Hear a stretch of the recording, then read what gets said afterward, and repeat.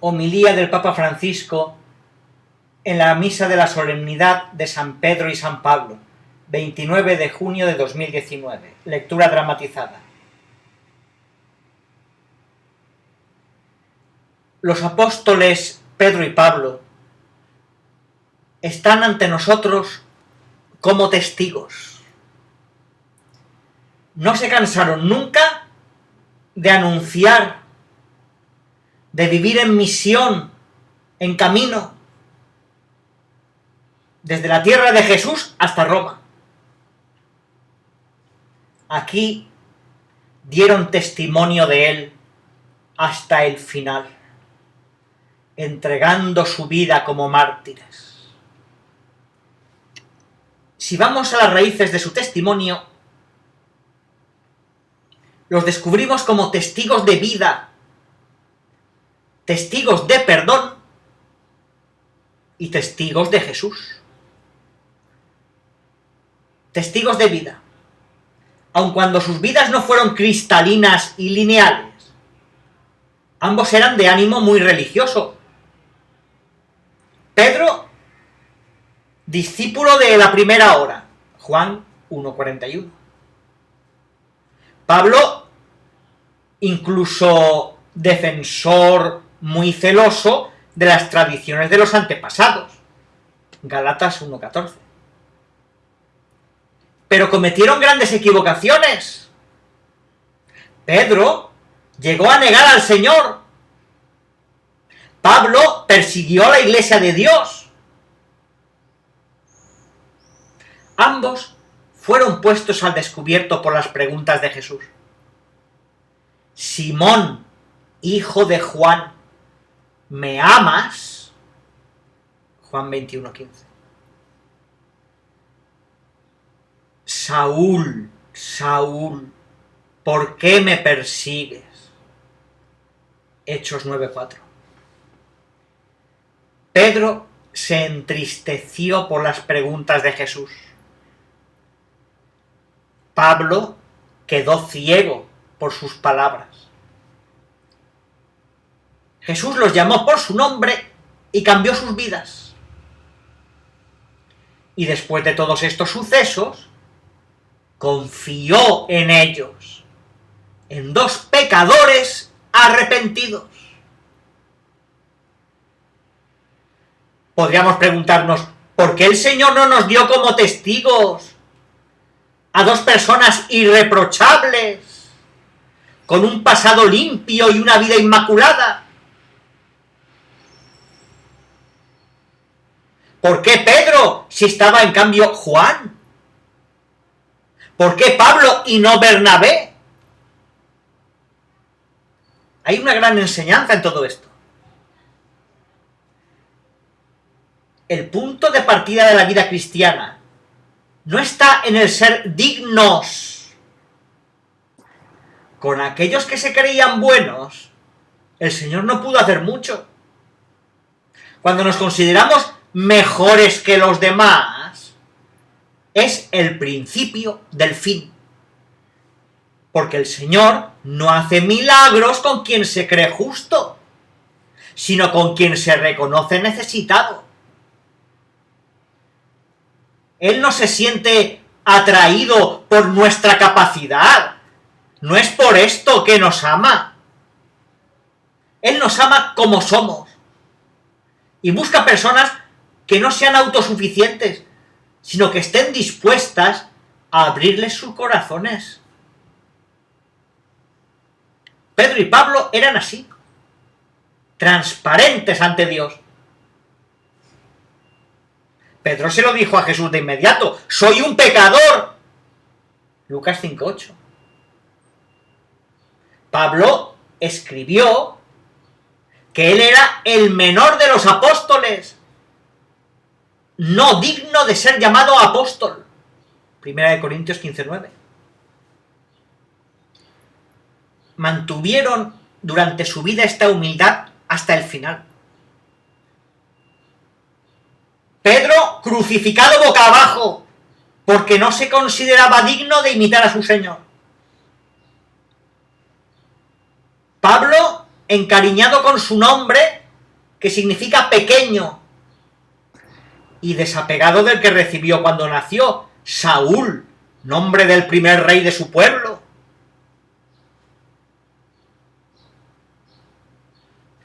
Comprendieron que la santidad no consiste en enaltecerse, sino en abajarse. No se trata de un ascenso en la clasificación, sino de confiar cada día la propia pobreza al Señor, que hace grandes cosas con los humildes.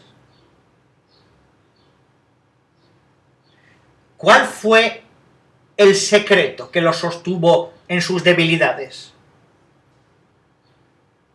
El perdón del Señor. Redescubrámoslos, por tanto, como testigos de perdón. En sus caídas descubrieron el poder de la misericordia del Señor que los regeneró. En su perdón encontraron una paz y una alegría irreprimibles. Con todo el desastre que habían realizado, habrían podido vivir con sentimientos de culpa. ¿Cuántas veces habrá pensado Pedro en su negación? ¿Cuántos escrúpulos tendría Pablo por el daño que había hecho a tantas personas inocentes? Humanamente habían fallado. Pero sin embargo se encontraron con un amor más grande que sus fracasos. Con un perdón tan fuerte como para curar sus sentimientos de culpa. Solo cuando experimentamos el perdón de Dios, renacemos de verdad. Es el perdón que nos permite comenzar de nuevo.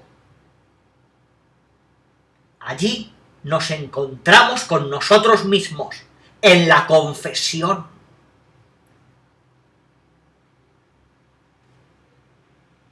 Testigos de vida,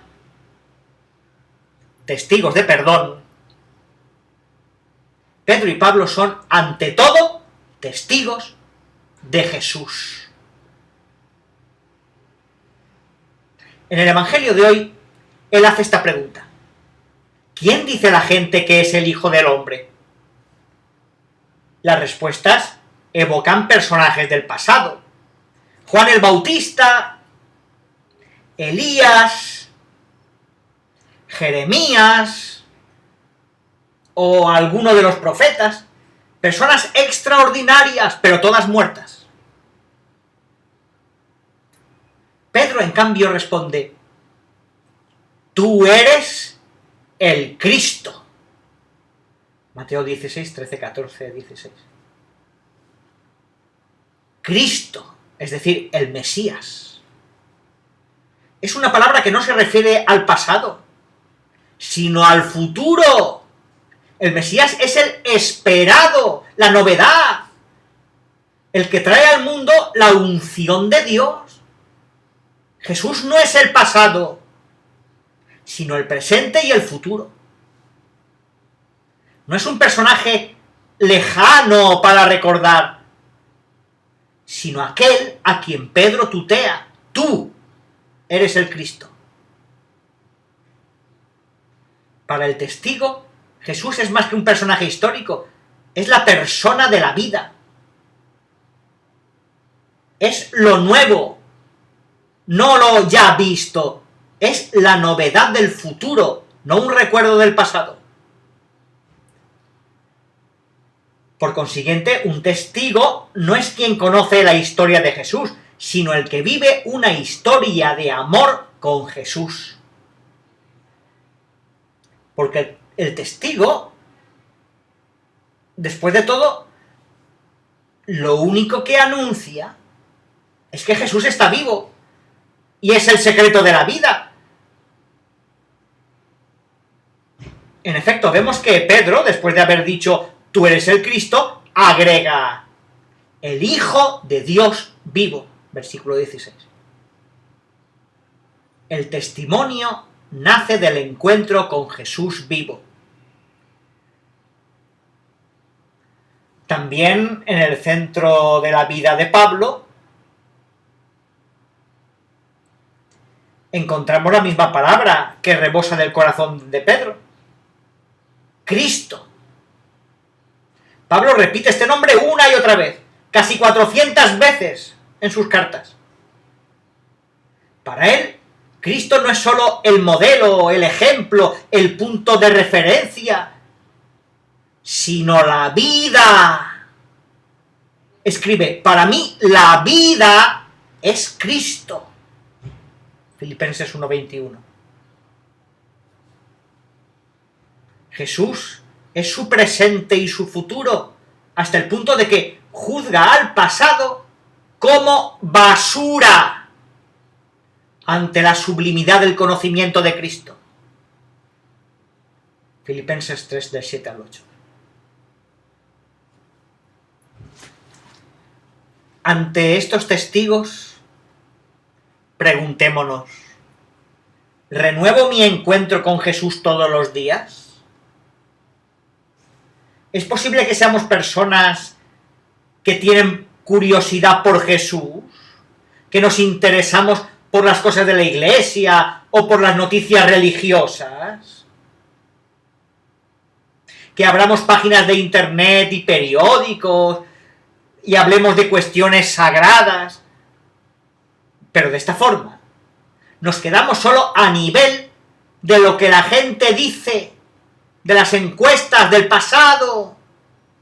A Jesús esto le interesa poco. Él no quiere reporteros del espíritu, y mucho menos cristianos de fachada.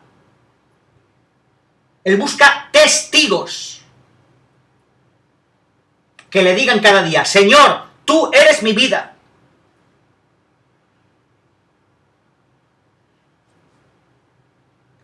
Encontrando a Jesús, experimentando su perdón, los apóstoles fueron testigos de una nueva vida. No pensaron más en sí mismos, sino que se entregaron completamente. No se quedaron satisfechos con medias tintas, sino que se decidieron por la única medida posible para aquellos que siguen a Jesús, la de un amor sin límites. Se derramaron en libación, 2 Timoteo 4:6. Pidamos la gracia de no ser cristianos tibios, que viven a medias, que dejan enfriar el amor. Encontremos nuestras raíces en la relación diaria con Jesús y en la fuerza de su perdón. Jesús te pregunta también a ti, como hizo con Pedro: ¿quién soy yo para ti? ¿Me amas?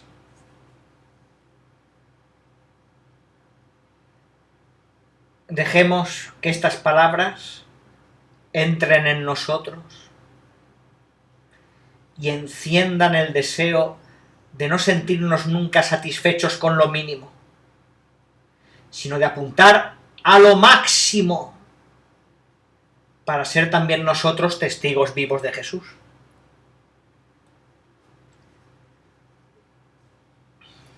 Hoy se bendicen los palios para los arzobispos metropolitanos nombrados durante el último año. El palio recuerda a la oveja que el pastor está llamando a llevar sobre sus hombros. Es signo de que los pastores no viven para sí mismos, sino para las ovejas. Es signo de que para poseer la vida es necesario perderla, entregarla.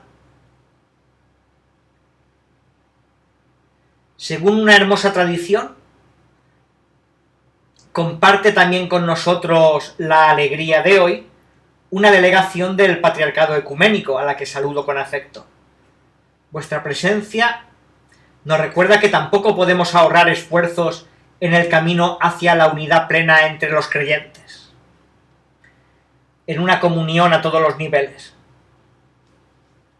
porque juntos, reconciliados por Dios y perdonados mutuamente, estamos llamados a ser testigos de Jesús con nuestra vida.